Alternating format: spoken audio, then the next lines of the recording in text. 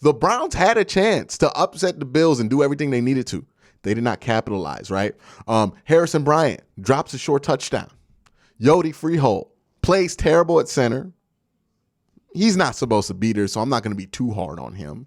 Ethan Posick goes down. He's in there as an emergency center. And then he snaps the ball on the leg of somebody, and it gets recovered by the Bills. Browns were in plus territory. Browns were at least going to kick a field goal and get 3 points in that game. It's a dome. You can reasonably assume that the Browns would have made a 40-yard field goal. That's 10 points that could have been on the board. And instead, you give up 3 and you only get 3. So now you're down -7 points. That's the difference in the game.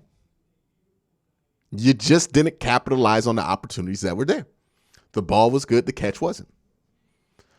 There are a bunch of other scenarios like that in this game that you can point to. And the fact is that the Bills are a better football team than the Browns. And the Browns, in order to beat a team that's better than you, needed to capitalize on every opportunity that went their way.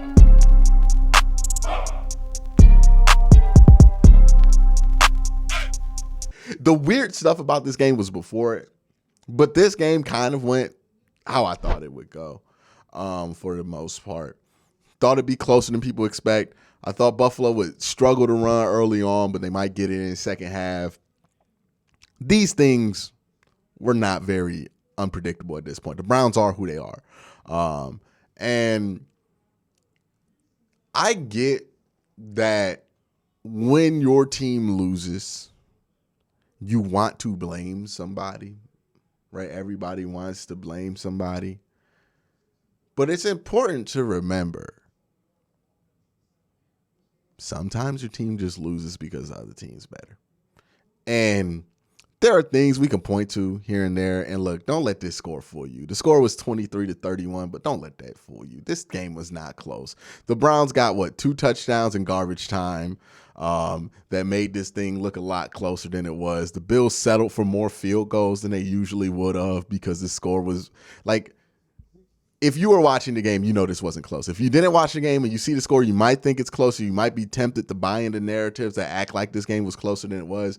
But trust me, it was not that close. At no point in the second half did anybody feel like the Browns were going to win this game. Maybe in the first half. Maybe in the first quarter. Second half, though, nobody really thought the Browns were winning this game. This thing was over. That being said, it's real tempting to blame somebody. But sometimes the other team's better, right?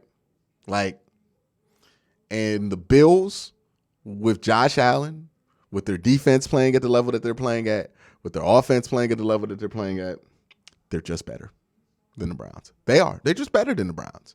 And when you're an NFL team and you try to upset another NFL team because they're better than you, you have to play perfectly. Plus, things have to go your way in order to win. The Browns did not play perfectly. Nothing went their way. They did not win the game. That's really what happened. We can micro-analyze things and go, hey, Nick Chubb only had 1.4 yards per carry, 14 carries on 19 yards. Maybe you can blame him. Or you can say Nick Chubb only had 1.4 yards per carry. That's on the offensive line. The offensive line cost us this game. Or you can say Kevin Stefanski quarterback sneaked 2 times on the 3rd and 1 and it didn't work. Blame Kevin, right? We can blame whoever we want to if it makes you feel good. But the truth is, it ain't changing nothing.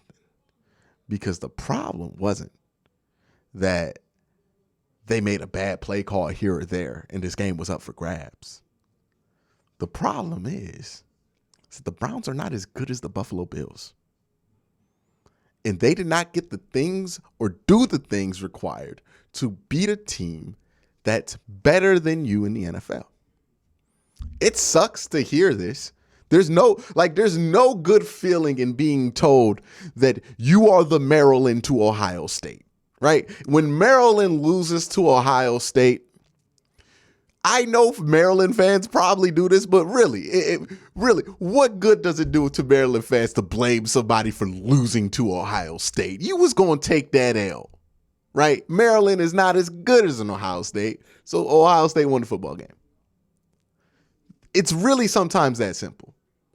We don't want it to be that simple because things feel out of reach when they're that simple, and it feels like it's so hard to be a competitive team when you are just flat not as good as another team. But that's the reality of it.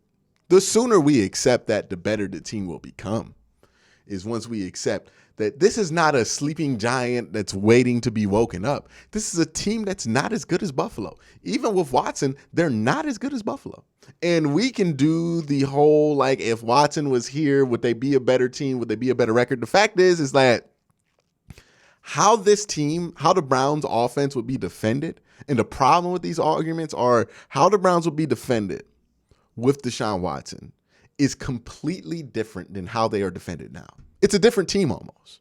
Like it's basically a different team. So maybe with Watson, they're a lead enough offense to carry them over some bad defensive performances. That's definitely possible. Maybe it ends up not mattering because the defense is that bad. Yeah, maybe they score fast and the defense gets put on the field more and they become even worse.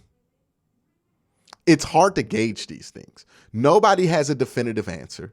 There's no way of finding out a definitive answer. The closest thing to any answer that we're going to get on that question is what Deshaun Watson does when he comes back in December.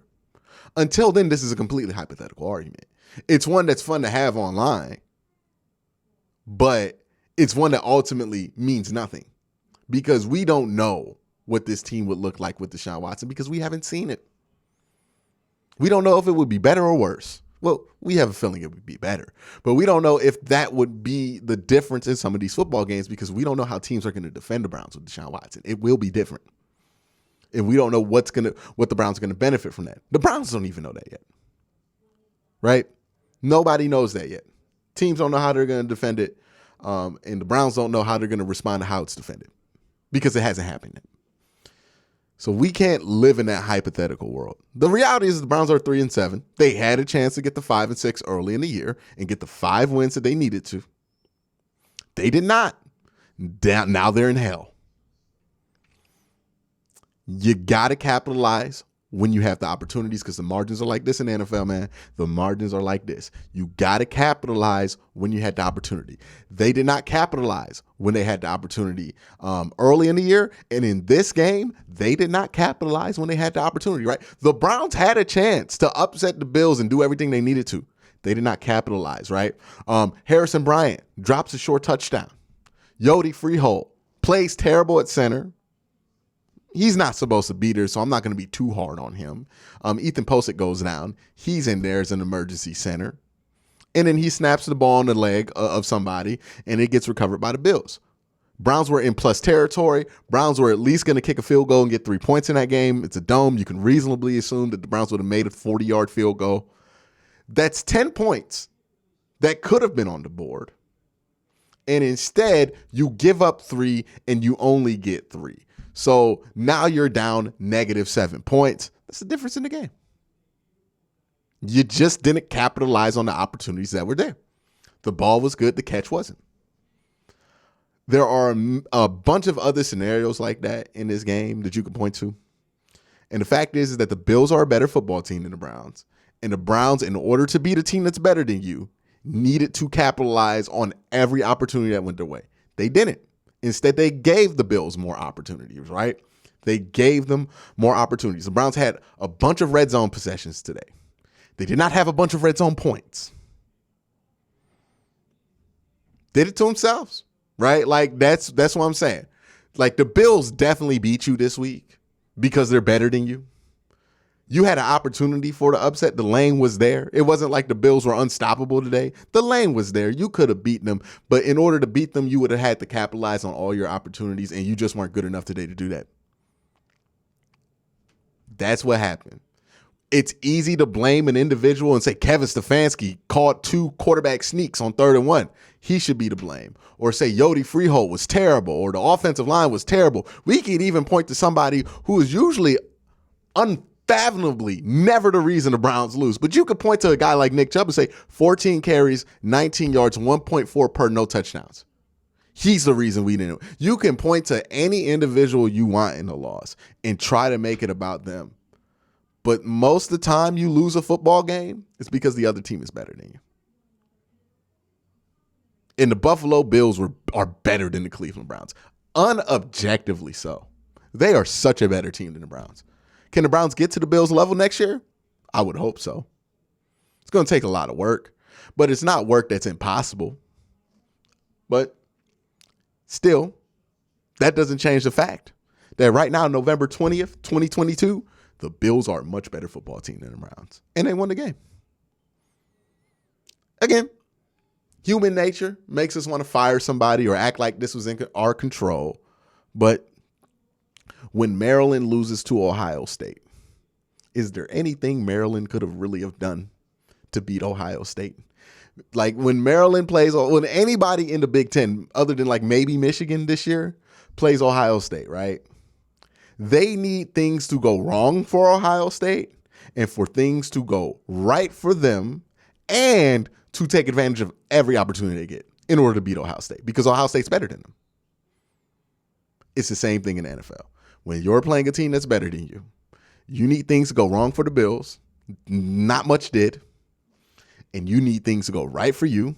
Not much did. And you need to capitalize on every opportunity you get. You didn't. You didn't. You didn't. So you lost the game.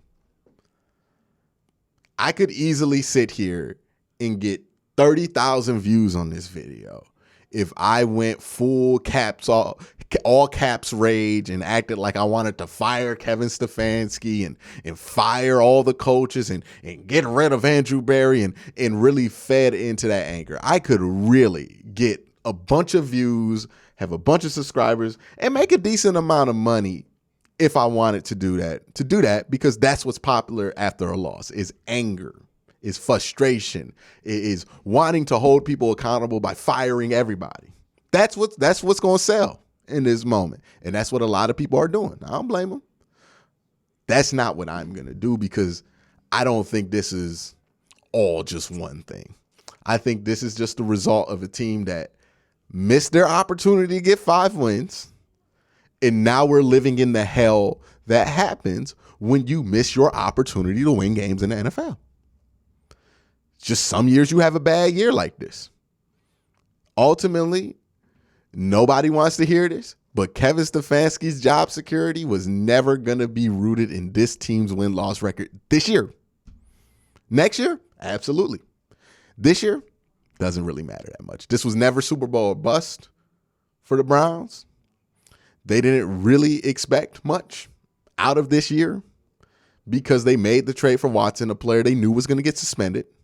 And once that suspension went from 6 to 11 games, it even became more irrelevant what the win-loss record would have been at the end of this year. If the Browns are 3-7 next year with Watson, Stefanski might get fired midseason, no doubt. But right now, people calling for him to get fired, that's just not realistic because he hasn't even gotten the opportunity to coach on what he's going to be evaluated on. Maybe if he goes like 0-6 or 2-2 and whatever with Watson, then people start talking about it. But unless this team looks even worse with Watson, like he's probably not going anywhere. So as much as it would be easy, as much as it would be profitable to come on here and talk about firing Stefanski and doing the all caps rage Browns fan thing, that's not what's going to happen. I'm just going to set you up to be disappointed if that's what I do. And I try not to do that. I try to just tell you honestly what I feel, how I feel about the team and what I feel is actually going to happen. Sometimes I'm wrong. Sometimes I'm right. But today, Bills were just a better team. Browns had opportunities to win this game. They did not execute on those opportunities because in part they stink. That's really it. Could Kevin have called better plays? Sure. Could the offensive line have blocked better? Sure. Could Nick Chubb have gotten downhill a little bit faster and get to some of these holes? Absolutely. Could Harrison Bryant catch the ball? Yes. All these things could have happened. None of these things did. Browns lost. Is what it is. We know this team has holes to fix defensively. We'll see what becomes a problem offensively for this team and what doesn't become a problem when Watson's in there. But that's what this season's about, is about evaluating what this team is with Deshaun Watson right now. Like, if you get Watson on this team, what are they? And how can you adjust the pieces around it to make this a championship contending team with Deshaun Watson next year? Because that's what this year's about. It's about next year now. That's my thoughts. Let me know your thoughts in the comment section below. You have a great day. Have an even better night.